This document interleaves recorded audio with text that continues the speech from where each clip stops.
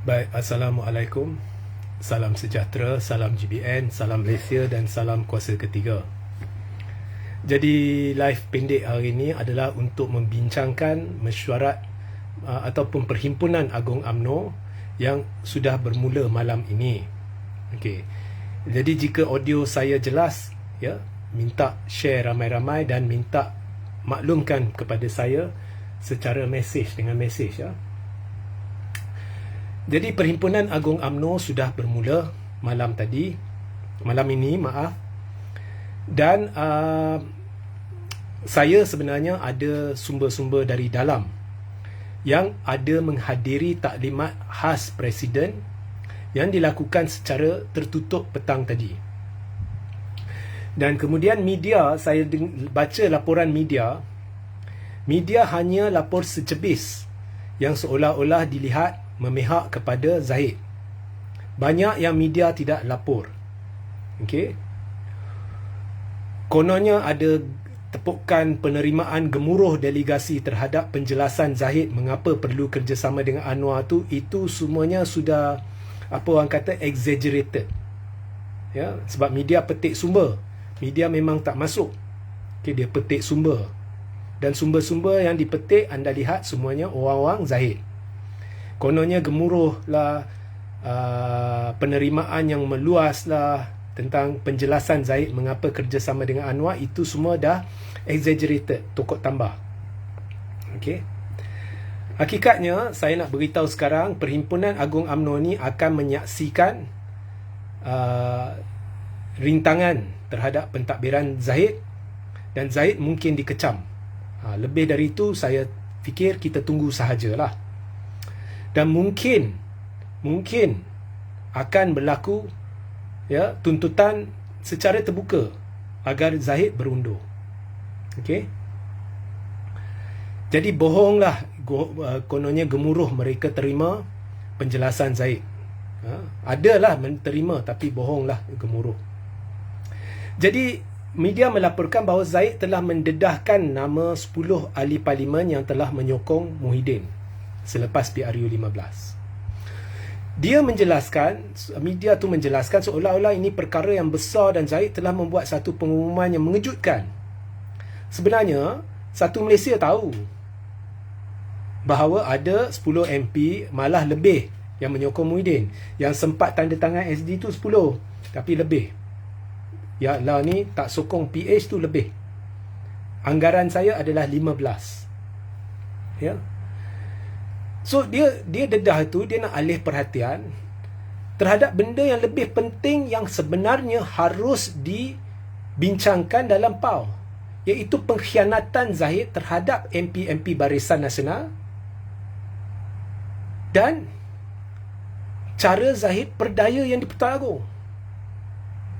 Sebabnya pada malam sebelum Zahid menghadap yang di-Pertuan Agong mewakili 30 MP Barisan Nasional, Zahid sendiri membuat satu mesyuarat Majlis Tertinggi Barisan Nasional. Dan di dalam mesyuarat tersebut, Zahid sendiri menetapkan Barisan Nasional harus duduk pembangkang. Tak sokong Perikatan Nasional, tak sokong Pakatan Harapan. Dan dengan itu semua MP bersetuju bahawa itu jalan terbaik daripada bergaduh.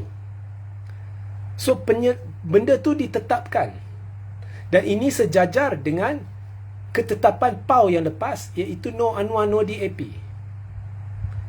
No bersatu tak termasuk, sebab no bersatu hanya untuk PRU 15. Sebab penetapan dibuat dalam PAU yang lepas, tak akan kerjasama dengan bersatu pada PRU 15. Selepas tu tak diceritakan. Tapi babak Anwar dengan DAP dinyatakan dengan jelas, no Anwar, no DAP. Dia tak sebut sebelum, pada atau selepas PRU 15, bermakna no Anwar, no DAP masih berkuat kuasa sehingga PAU yang seterusnya. So, pada malam sebelum Zahid menghadap Agong, ketetapan yang sejajar dengan ketetapan PAU dibuat, iaitu mereka akan duduk pembangkang, tidak akan sokong Anwar, dan juga mereka telah menetapkan tidak akan sokong Muhyiddin. Jadi semua bersetuju. Tetapi keesokan harinya Zahid ada membuat warkah rahsia kepada Agong dan menipu kononnya ke 30 MP Barisan Nasional sokong Anwar. Maka bila Agong membaca tu, dan jika Agong mendapat percaya apa yang disebut itu, maka tak mustahil Agong akan berkata teruskan dengan perancangan ini. Dia titah teruskan dengan perancangan ini. Sebab Zahid yang beritahu, dia menipu 30 MP sokong. Ya. Kemudian MP-MP ni bila dengar perkara ni, mereka terkejut dan marah. Dan ramai yang minta Zahid letak jawatan. Ada yang buat usul tak percaya. Undi tak percaya. So benda-benda ni berlaku. Ya, Zahid telah khianat UMNO. Zahid telah melanggar perlembagaan UMNO dengan tidak menghiraukan ketetapan PAU, melanggar ketetapan PAU. Ya. Dan seharusnya dipecat. Dan dia telah menipu yang di-Pertuan Agong. Tetapi untuk membela diri dia, Zahid kata, oh, Agong yang titahkan kerjasama. Sebenarnya Zahid yang tipu Agong, 30 MP sokong. Okey. Jadi benda ni perlu dibincangkan dalam Perhimpunan Agong UMNO. Dan penolakan terhadap Zahid ni melibatkan majoriti daripada 190 lebih bahagian UMNO. Sama ada Zahid akan dikecam pada PAU ini, atau mereka akan tunggu sehingga berlaku pemilihan UMNO dan buat kejutan. Salah satu daripada dua. Jadi Zahid tak payah nak alihkan perhatian orang dengan menceritakan 10 MP yang sokong Muhyiddin. Sebenarnya tak ada halangan nak sokong Muhyiddin. Sebab apa? Sebab dalam PAU yang lepas tidak ada ketetapan no bersatu. Ketetapannya no tak boleh kerjasama dengan bersatu pada PRU 15. Tak disebut selepas PRU 15. Jadi tak ada halangan. Mereka tidak melanggar apa-apa ketetapan parti. Dan ini tidak boleh diterjemah sebagai percubaan menggulingkan Zahid. Itu adalah teori fantasi Zahid sendiri.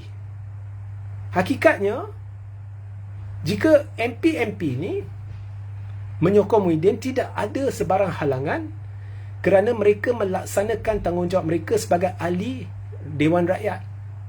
Dan ahli Dewan Rakyat dalam babak sokongan terhadap Perdana Menteri tidak tertakluk kepada keputusan parti, dan ini adalah selaras dengan Perlembagaan Persekutuan. Jadi tidak ada satu apa pun kesalahan dilakukan oleh MP-MP ini. Malah di dalam Perlembagaan UMNO sendiri pun tidak dinyatakan bahawa ahli Dewan Rakyat perlu patuh kepada Presiden Parti sebelum membuat sebarang ketetapan. Dan ahli-ahli Parlimen ini tidak melanggar sebarang ketetapan parti atau ketetapan PAU. Tetapi Zahid melanggar ketetapan PAU apabila bekerjasama dengan Anwar dan DAP dan menipu kononnya itu yang dititahkan oleh Yang di-Pertuan Agong perlu dilakukan. So ini sebenarnya perlu dibincangkan, termasuk soal perlu tak Zahid kekal sebagai Presiden UMNO. Jadi sama ada ianya akan berlaku pada PAU ini ataupun ianya akan berlaku secara mengejut pada pemilihan UMNO. Ya. Pengkhianatan Zahid terhadap UMNO, terhadap penyokong UMNO, terhadap MP-MP UMNO, dan penipuan Zahid terhadap Yang di-Pertuan Agong, inilah perkara-perkara yang benar-benar berat, yang perlu dibincangkan, yang perlu digunakan sebagai asas untuk menyingkirkan Zahid Hamidi. So itu sahaja mesej saya. Sehingga kita berjumpa di lain masa. Assalamualaikum, salam sejahtera, salam GBN, salam Malaysia dan salam kuasa ketiga.